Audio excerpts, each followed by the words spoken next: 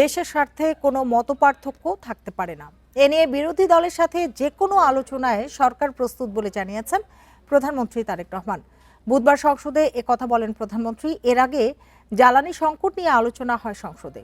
এ সময় সর্বদলীয় কমিটির পরামর্শ দেয় বিরোধী দল, আর জাতীয় ঐক্যের ডাক দেন স্বরাষ্ট্র এবং জ্বালানি মন্ত্রী। জ্বালানি সংকট মোকাবেলায় বুধবার জরুরি জনগুরুত্বপূর্ণ বিষয়ে আলোচনা হয় সংসদে। বক্তব্য রাখেন সরকার ও বিরোধী দলীয় এমপিরা।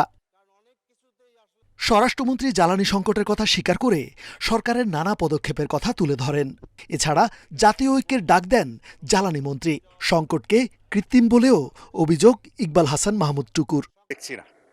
ধন্যবাদ জানাই মাননীয় বিরোধী দলের নেতাকে যে আপনি আলাপ আলোচনা করতে চেয়েছেন সরকারি দল বিরোধী দল মিলে, যদি কোনো রকমের সংকট হয় এবং সেই ক্ষেত্রে জাতীয় ভিত্তিতে জাতীয় ইস্যুতে সবসময় আমরা এক থাকব।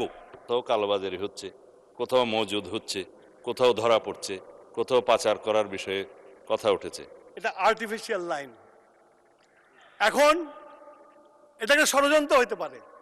আমরা একসাথে জনমত সৃষ্টি করি যেন এরকম অসৎ উদ্দেশ্য নিয়ে জনগণের টাকা দিয়ে আমরা বিলিয়ন ডলারের তেল নিয়ে আসছি, এই তেল দিয়ে অসাধু ব্যবসা করার জন্য নয়। কৃত্রিম সংকটকে পুঁজি করে যারা ভোগান্তি তৈরি করেছেন তাদের বিচারের আওতায় আনার আহ্বান জানান বিরোধী দলীয় নেতা।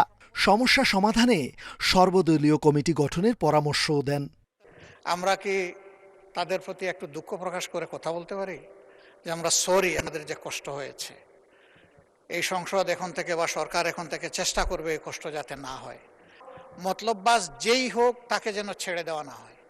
সবশেষে বক্তব্য রাখেন প্রধানমন্ত্রী। বিরোধী নেতার প্রস্তাবে সাড়া দিয়ে তিনি জানান, জনগণের স্বার্থে যে কোনো সমস্যা নিয়ে আলোচনায় বসতে প্রস্তুত আছে সরকার। দেশের মানুষের স্বার্থের ব্যাপারে কেউ কোনো প্রস্তাবনা দেন, আলোচনা করতে চান, পরামর্শ দেন, সুপারিশ দেন, বাংলাদেশ জাতীয়তাবাদী দল সকল সময় প্রস্তুত সেই বিষয়ে আলোচনা করার। তবে বিরোধী দলকে আলোচনার বিষয়ে বাস্তবসম্মত প্রস্তাব দেওয়ার আহ্বানও জানান প্রধানমন্ত্রী। এবং বিরোধী দলের সকল রেজওয়ানুল হক, ইন্ডিপেন্ডেন্ট নিউজ, ঢাকা।